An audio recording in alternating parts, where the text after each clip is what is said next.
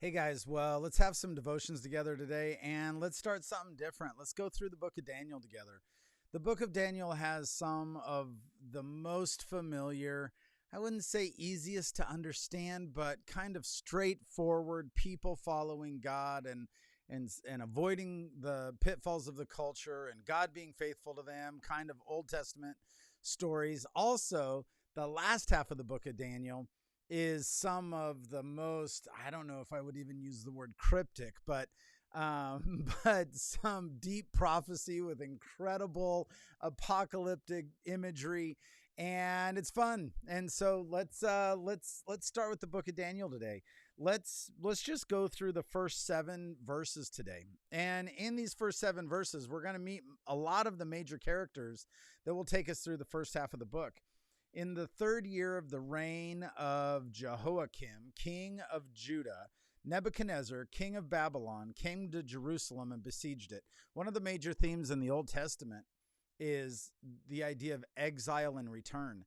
And over, the people had, so you're looking at years and years ago, there was the kingdom divided under Solomon, and the northern tribes of Israel were unfaithful and unfaithful and unfaithful, and recently have been just, I don't remember, 80 years ago or something, have been taken to exile by Assyria.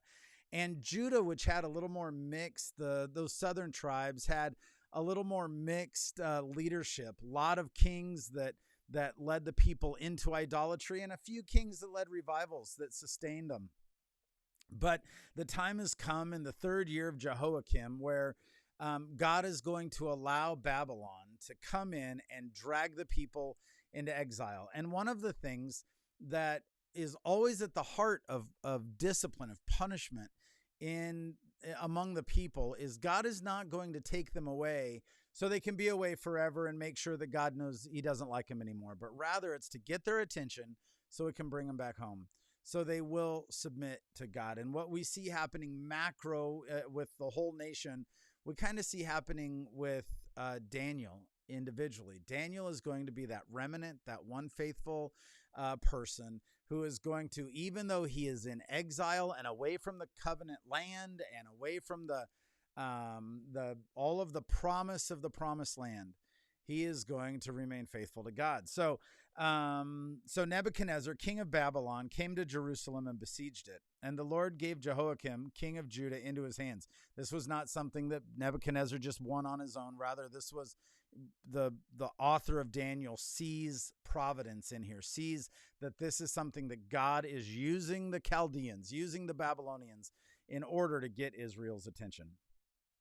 And the Lord gave Jehoiakim, king of Judah, into his hands with some of the vessels of the house of God. So these vessels are the gold utensils that are intended to be used by the priests as part of the sacrifice to God. So you can see what a devastating event this was for people who the centrality of their worship was the temple. Their national pride was the temple. And Nebuchadnezzar comes in, knocks down the temple, and takes the vessels of the house of God. And he brought them to the land of Shinar, to the house of his God, and placed the vessels in the treasury of his God. So this is like the ultimate battle of capture the flag, right? Nebuchadnezzar has gone into the Israelite land. He has gone into their temple. He has taken the utensils and the vessels used that are intended, have been set apart, made special for the worship of Yahweh, and have taken them and put them in the house of his God. Then the king commanded Ashpenaz, his chief eunuch, to bring some of the people of Israel, both the royal family and nobility, youths without blemish, of good appearance and skillful in all wisdom, endowed with knowledge, understanding, and learning, and competent to stand in the king's palace, and to teach them the literature and the language of the Chaldeans. And the king assigned them a daily portion of food that the king ate, and of the wine that the king drank. There they were to be educated for 3 years, and in the end of that time to stand before the king. Among those were Daniel, Hananiah, Mishael, and Azariah of the tribe of Judah. And the chief of the eunuchs gave them names. Daniel he called Belteshazzar, Hananiah he called Shadrach, Mishael he called Meshach, and Azariah he called Abednego. You know what I'd really like us to think about today is the ways that the people of God are attacked. There are two ways that Nebuchadnezzar attacks Jerusalem. One is full frontal assault.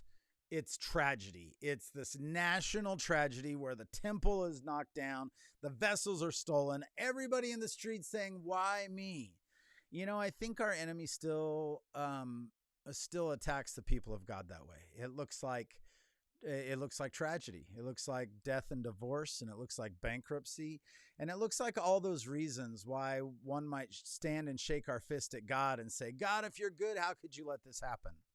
But there's this other way that Nebuchadnezzar desires to attack God's people, this other way that he desires to overthrow the worship of Yahweh. And that is by finding the best and the brightest. Royalty, young, smart, able to stand in that place of being a royal official and to train them culturally in the language, with the food, with the literature, with the culture, train them to be so happy in Babylon that why would they ever think about Israel again?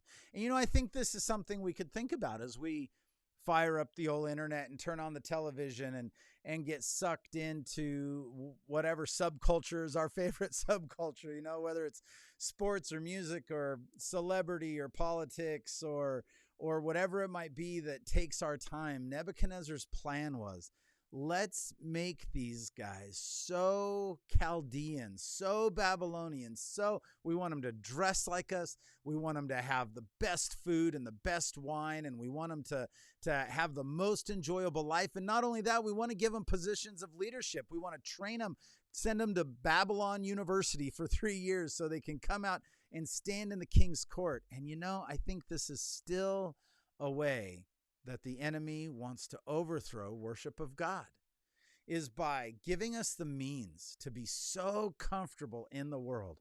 Oh, we're wealthy and we're powerful and we dress cool and we have the admiration of other people, and we are so at home in this world that why would we think about being set apart, being holy?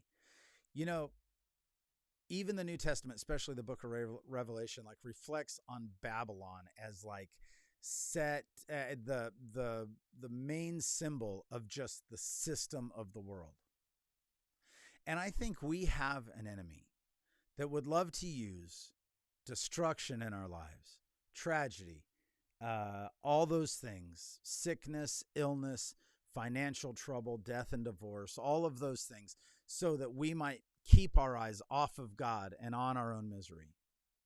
But then I think there's this other plan, that we have an enemy that would love us to be so comfortable, so happy, living like a citizen of the world, that why would we ever be set apart for God's purpose?